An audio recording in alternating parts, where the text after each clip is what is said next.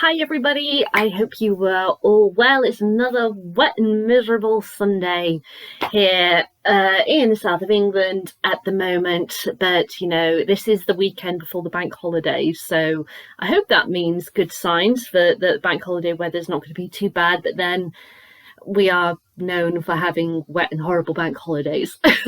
So we'll just have to see. But I'm very excited for next week's bank holiday because I have only got 3 more working days and then I am off until the 12th of April. Finally get a break from work and I need it. It's been another stressful week, but you know, there's been some really good stuff that's happened this week at work, which is great. And in, you know, my life outside of work, I have fallen down the rabbit hole thanks to Netflix. That is American Horror Story. I know I'm like 10 years too late for the party, but then I tend to find I'm like that with TV shows. Some TV shows I'm like on the ball when they're released, I am watching them, but other ones it takes years for me to get around to. And to be honest, I quite like that because then I can binge watch it. And I am nearly at the end of series 2. I'm going to finish series 2 today, and I'm really enjoying it. I love, because I like kind of darker stories and stuff like that. And I'm finding it so interesting how different series 1 is to series 2. Just FYI, in case you don't know, it's like an anthology thing. So each series has their own separate story, but same cast that appears in each series. Kind of like sort of what I'm going to be talking about today, The Haunting of Hill House and Bly Manor, how for Netflix, how they were their own stories in a series, but the same cast members in both.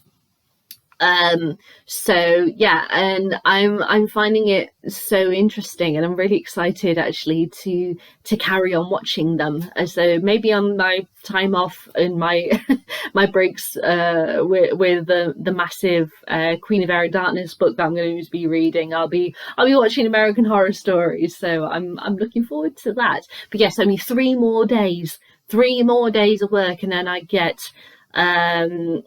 11 days off if you include the weekends and the bank holidays. It's yay, so excited.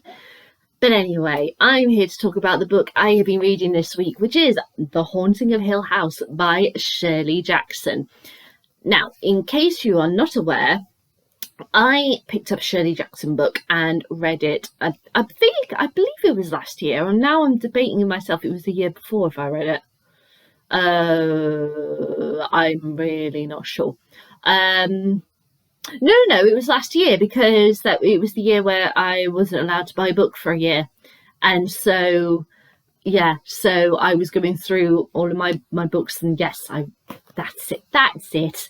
And the book of hers that I read was actually her last book, which was We Have Always Lived in the Castle, and I thought it was okay, but at the same time, it didn't really work for me. I think it was because of the narrative, the overall story. It just didn't capture me. But I did like Shirley Jackson's writing, and I thought, you know what, let's just choose another Shirley Jackson book, just see how I go with that, because obviously every story is different, and just because I didn't really get along with the narrative of the first book of hers that I read, that doesn't mean I'm not going to get along with any others. So I decided to go with The Haunting of Hill House, which has become extremely popular thanks to the Netflix series, which I'm going to discuss later on in this video. So I went into this kind of blind, but at the same time kind of knowing, because of the Netflix series, which I have watched a few times before reading this book. And I don't mean like directly before, because it was a while ago now since I last watched it, but I have watched it a few times because I think it's a great series. But also when I was about 16, 17, I did an A-level, which is a qualification here in the UK, to do with media studies, and I studied horror films for 2 years. I broke down and analysed horror films for 2 years. That was the whole qualification. And The Haunting from 1963, which is based on this book, was one of the films that I watched. And it was so long ago that I couldn't remember lots of details about it, but I distinctly remembered certain shots and certain effects that the director had chosen to tell the story, and so they sprung to mind when I went to pick up this book. So I had some connection, but I couldn't tell you exactly what happened. And in case you haven't read this book before, basically, Hill House is a haunted house. And there is a man who's an anthropologist, Dr. Montague, who wants to find a genuinely haunted house. And he finds it in Hill House, and he invites loads of people who he knows who kind of believe in ghost stuff, or some people who don't, and invite them to come to the house. And there are 3 people who turn up. So there's Theodora, there is Eleanor, or Nellie as she's also known, and Luke. And the only one who has a connection to the house really is Luke, because he is actually the heir to the house. But he is very much that he doesn't believe, he thinks this is all stupid. He basically just wants to know what he's going to inherit one day. And he wants to prove that he's right, that there's nothing in the house. And then you've got Dr. Montague, who very much believes there's stuff in the house, and he's recording stuff. He's asking to fill out surveys each day to find out what activity they had experienced, how they're feeling, cold spots and that kind of thing. And then you have Eleanor and Theodora, who they're kind of wedged in the middle, as it were, because they kind of believe, but then at the same time there are things which they're like, oh come on, that's ridiculous, it can't possibly be true.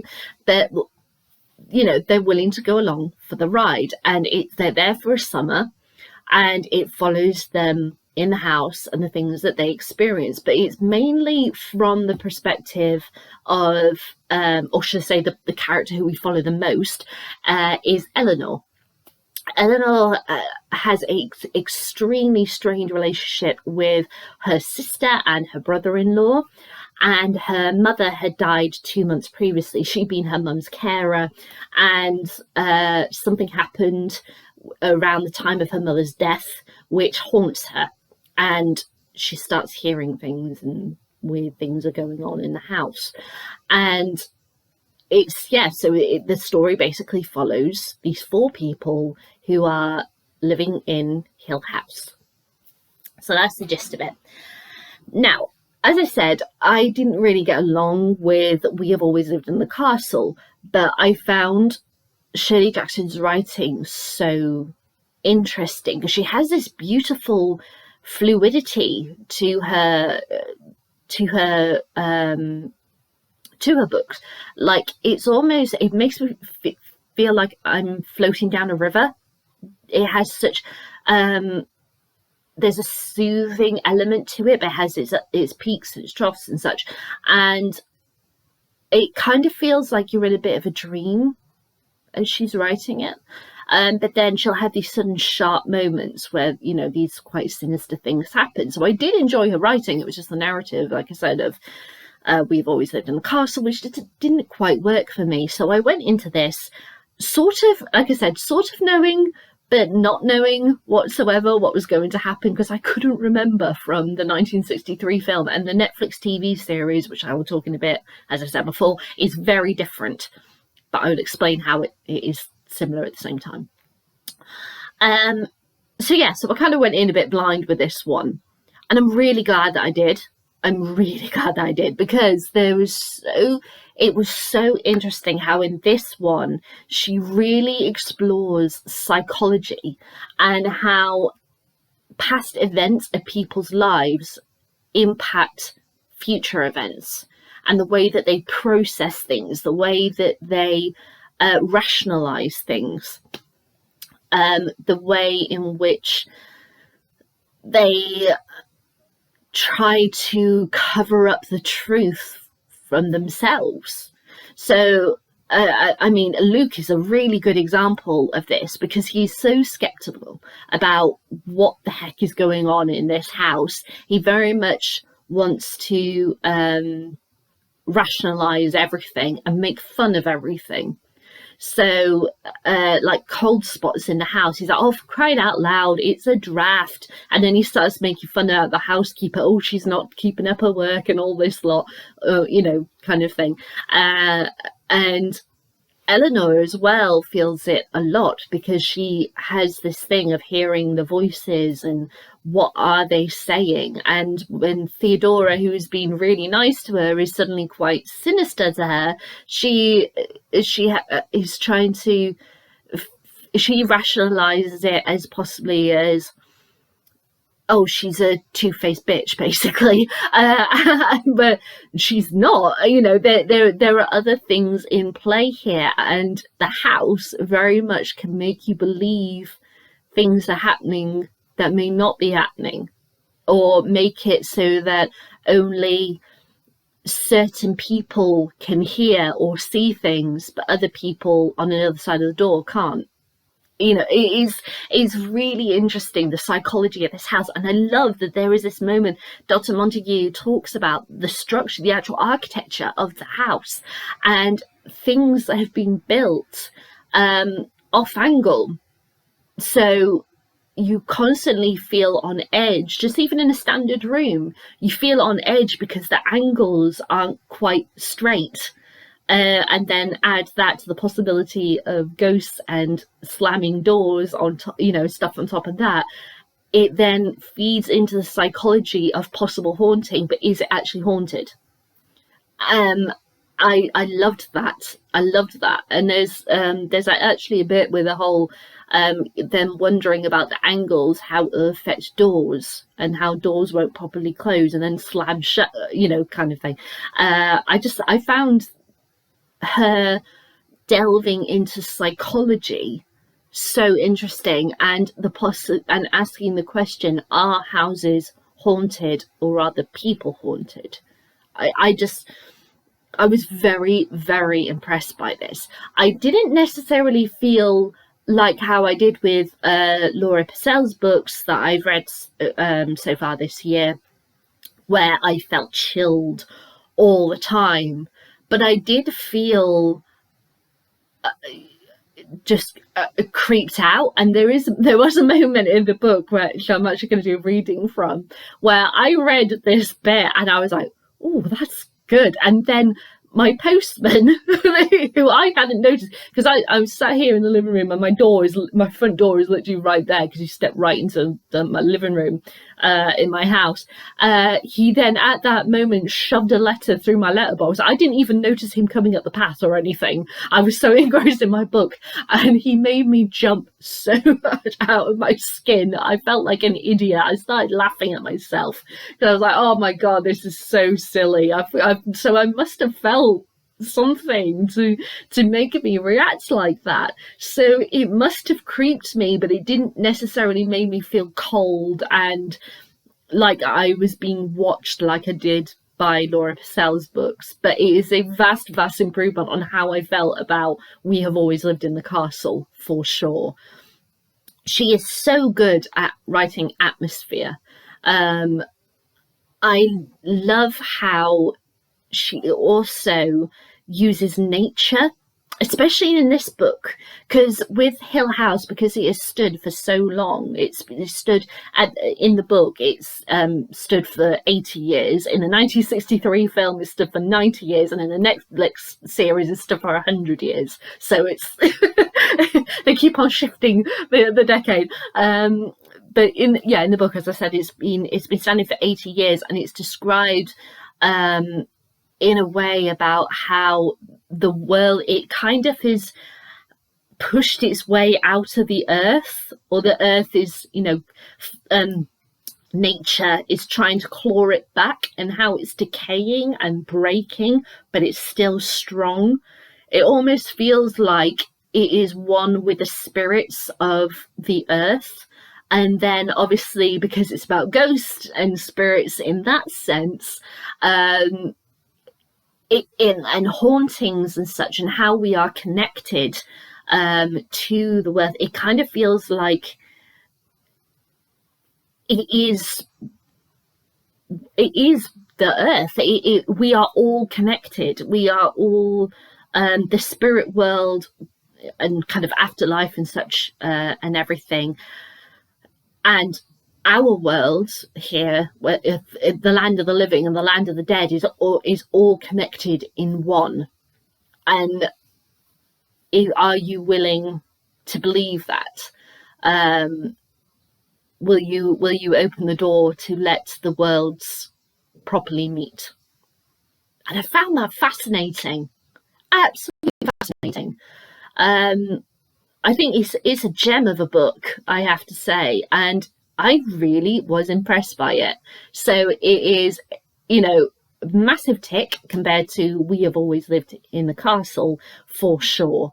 I don't know if it's her best, obviously, because this is only the second one of hers that I've read, and the first one I didn't really get along with. So out of the two that I've read, it is her best. But obviously, I need to read other Shirley Jackson books to get a full picture of her masterpieces and such, to be able to say how I feel fully about it. So yeah, as I said, I was going to do a reading from this book to give you an idea of the chill and everything. So this is Eleanor and Theodora, who are asleep in their room, and they're sharing a room. They've got two separate beds, which are side by side, but there's still a gap between them. And Eleanor there's like a sofa sort of thing, and as well, so Eleanor is completely separated from Theodora across the room when this happens, and this is one of the last nights in Hill House that they have. Sitting up in the two beds beside each other, Eleanor and Theodora reached out between and held hands tight. The room was brutally cold and thickly dark. From the room next door, the room which was until that morning had been Theodora's, came the steady low sound of a voice babbling, too low for words to be understood, too steady for disbelief. Holding hands so hard that each of them could feel the other's bones, Eleanor and Theodora listened, and the low, steady sound went on and on, the voice lifting sometimes from the emptiness of the mumbled word, falling sometimes to a breath, going on and on. Then, without warning, there was a little laugh, the small gurgling laugh that broke through the babbling and rose as it laughed, on up and up the scale, then broke off suddenly in a little painful gasp, and the voice went on. Theodora's grasp loosened and tightened, and Eleanor, lulled for a minute by the sounds, started to look across to where Theodora ought to be in the darkness, and then thought screamingly, "Why is it dark? Why is it dark?" She rolled and clutched Theodora's hands with both of hers and tried to speak and could not, and held on blindly and frozen, trying to stand her mind on its feet, trying to reason again. "We left the light on," she told herself. "So why is it dark?"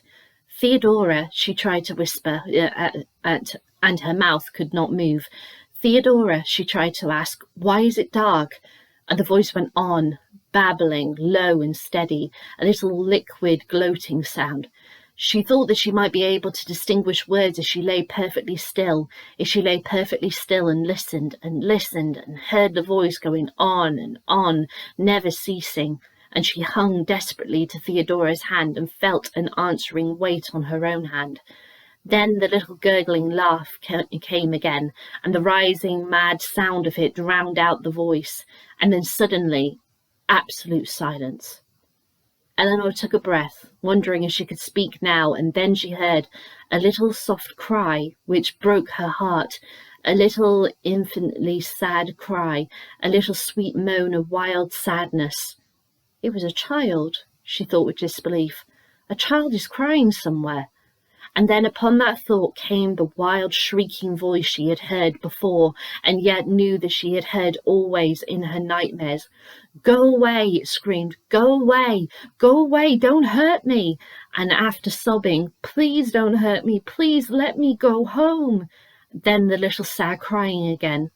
"I can't stand it," Eleanor thought concretely. "This is monstrous. This is cruel. They have been hurting a child, and I won't let anyone hurt a child. And the babbling went on, low and steady, on and on and on, the voice rising a little and falling a little, going on and on. Now Eleanor thought, perceiving that she was lying sideways on the bed in the black darkness, holding with both hands to Theodora's hand, holding so tight that she could feel the fine bones of Theodora's fingers. Now, I will not endure this. They think to scare me. They have. I am scared, but more than that, I am a person. I am human.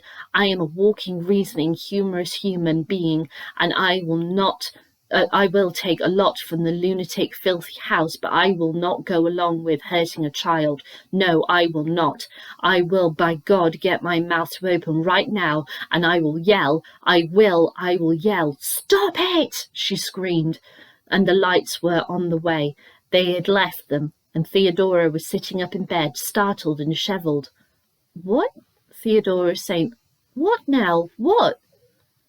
Good God, Eleanor said, flinging herself out of bed and across the room to stand shuddered in the corner. Good God. Whose hand was I holding?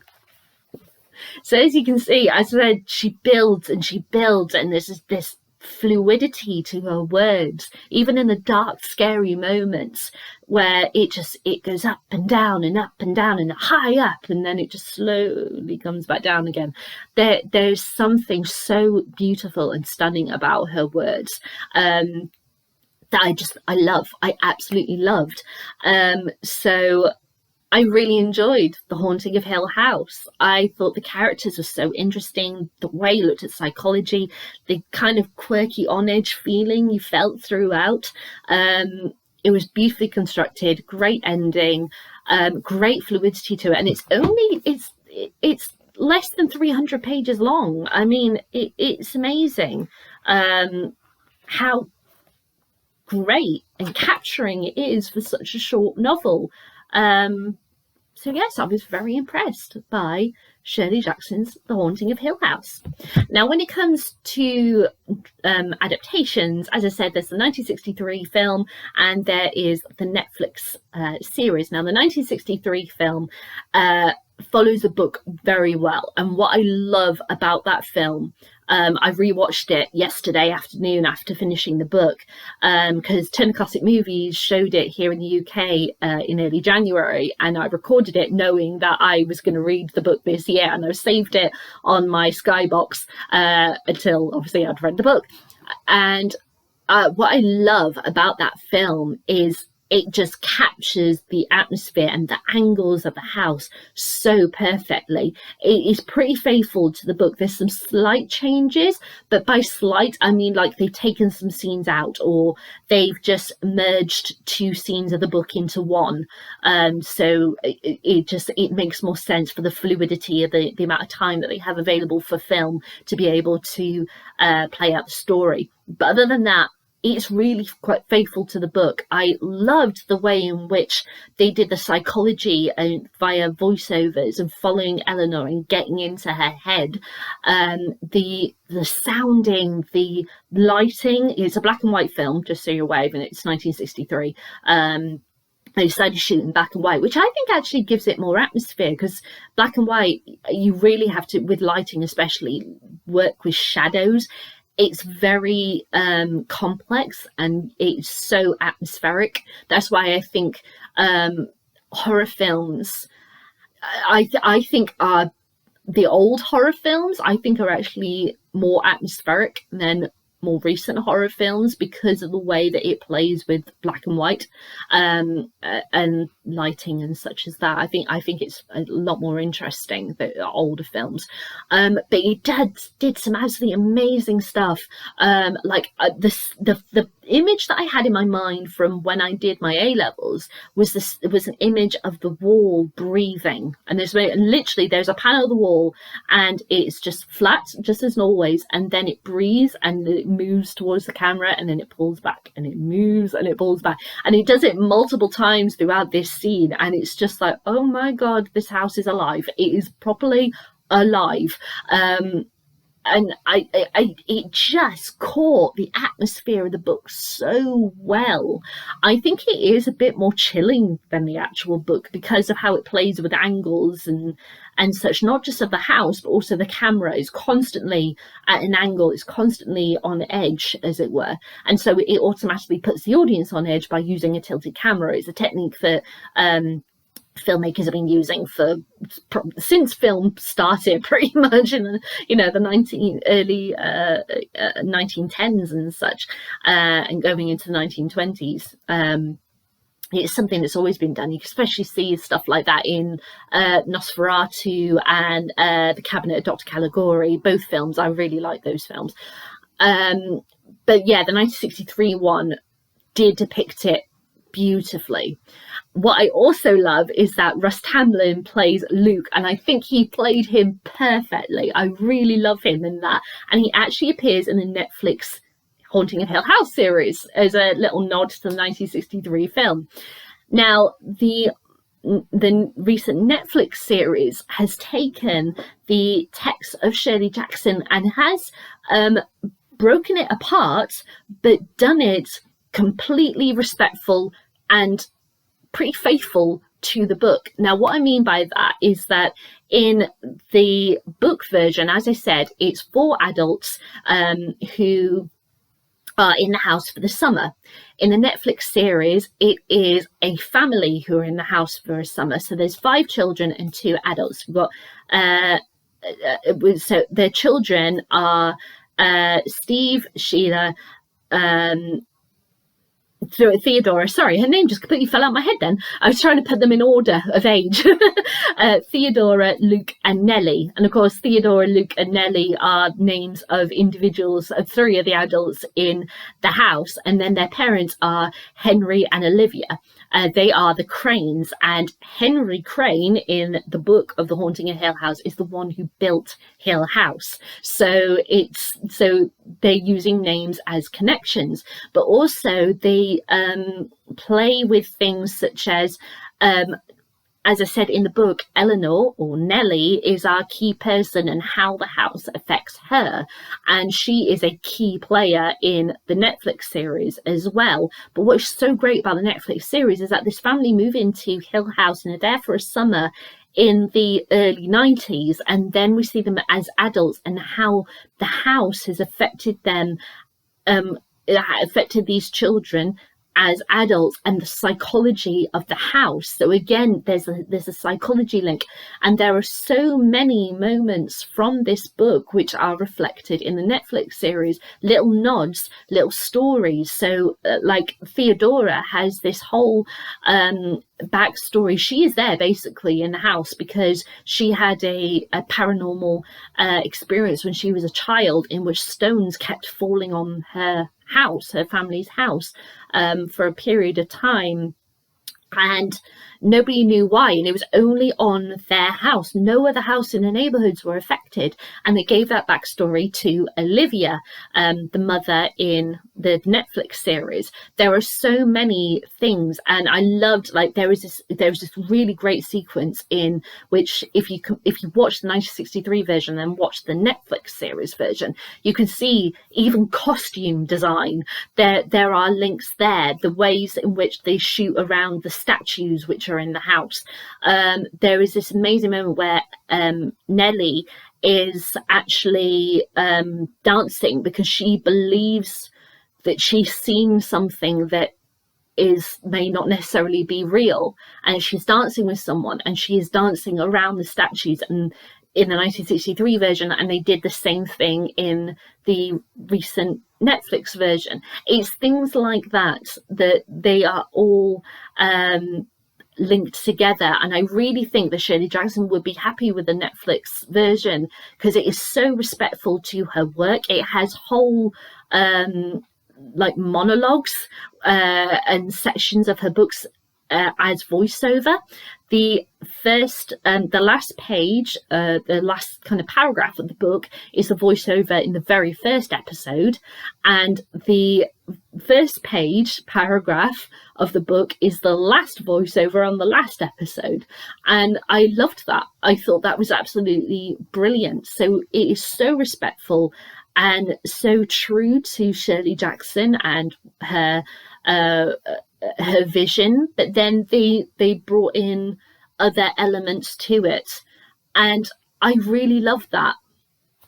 I'm not someone who says that you have to be totally faithful to a book, because you've seen me. I've talked about adaptations where it's ticked all the boxes for me, despite the changes, because they have been so respectful to the original text. And ones where I've hated it because they have disrespected the original text.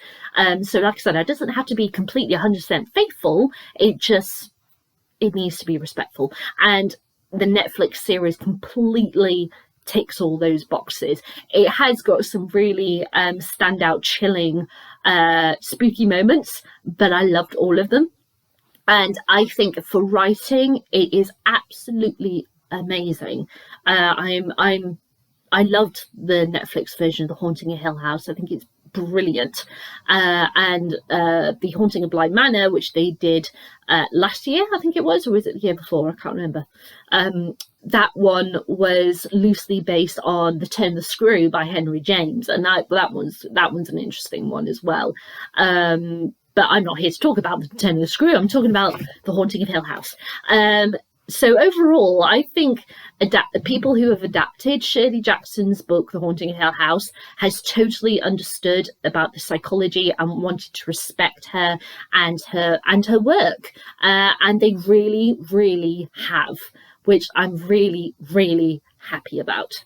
So definitely, if you're able to, check out the 1963 version and the Netflix version and see what you think of it. I'll include trailers to them below. I'm not sure if I'll be able to find a 1963 trailer on YouTube, but if I do, it will be included in the description below. Okay, so those are my thoughts on The Haunting of Hill House by Shirley Jackson. So would I read this again? Yeah, I really would. I really enjoyed it. I think, yeah, it's going to stay on my bookcase. Cool. Would I recommend this to anyone? Yeah, I definitely would. I think it's a very, very well written book, and I think anyone, it's an introduction to Shirley Jackson. This might be a good one, but as I said, I've only read 2 of her books, so I don't know. There might be others that are just as amazing as I don't know, but out of the 2 that I've read so far, I definitely recommend this one. Would I read any more of Shirley Jackson's books? Yes, I definitely would. After this really positive experience of reading The Haunting of Hill House, she was a stunning author. And a very, very, very clever one at that. So there we go. Those are my thoughts on The Haunting of Hill House. Have you read this book? I'd love to know what you think. Leave a comment in the comments box below. Give me a thumbs up, thumbs down. Entirely to you. I'll let you decide. And I will be back with my thoughts on the next read, which I've already announced, which is The Corset by Laura Purcell, the last of her books before her new book comes out. And I'm going to be reading this again with my wonderful friend Sarah. I'm really looking forward to it. We had a great time reading The Silent Companions together. So I'll be back with my thoughts on The Corset as soon as I am done. All right, guys. Bye.